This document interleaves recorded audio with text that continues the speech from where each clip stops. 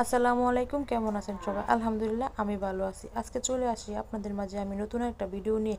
দেখেন, প্রথমে আমি চুলাটা অন করে নিলাম, তাতে পাতিল বসায় দিলাম। পাতিলের মধ্যে সয়াবিন তেল দিয়ে দিলাম পেঁয়াজ কুচি, সাথে দিয়ে দিলাম আদা বাটা, রসুন বাটা। তারপর দিয়ে দিলাম লবণ পরিমাণ মতো, হলুদ গুঁড়া, মরিচের গুঁড়ো, ধনিয়া গুঁড়া, জিরার গুঁড়া, লং এলাচের গুঁড়া, সব কিছু দিয়ে ভালো করে কষায় নিলাম। তারপর দিয়ে দিলাম একটা লেয়ার মুরগির সাথে দিয়ে দিলাম কাঁঠালের বিচি। যেহেতু মুরগিটাও শক্ত, কাঁঠালের বিচিটাও শক্ত, তাই দুটোটা একসাথে কষিয়ে নিলাম। দেখা গেছে ব্রয়লার মুরগি হলে বিচিটা আগে সিদ্ধ করে নিতে হতো, এখন যেহেতু দুটোটা জিনিসই শক্ত, তাই আমি দুটোটা একসাথে ভালো করে কষিয়ে নিলাম।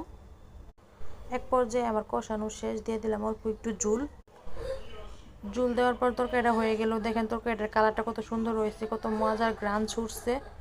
আমি চিনি দিয়ে দেখতেছিলাম কাঁঠালের বিচিটা কি সিদ্ধ হয়েছে নি। ও হ্যাঁ, হয়ে গেছে, সিদ্ধ হয়ে গেছে। তরকারিটা অনেক সুন্দর হয়েছে। এই যে তরকারির আসল লুক, খেতে অনেক মজা লাগছিল। তবে ভিডিওটা কেমন হয়েছে সবাই জানাবেন, লাইক কমেন্ট শেয়ার করবেন, আমার চ্যানেলটাকে সাবস্ক্রাইব করবেন। সবাই আমার পাশে থাকবেন, ভালো থাকবেন। টাটা, আল্লাহ হাফেজ, বাই।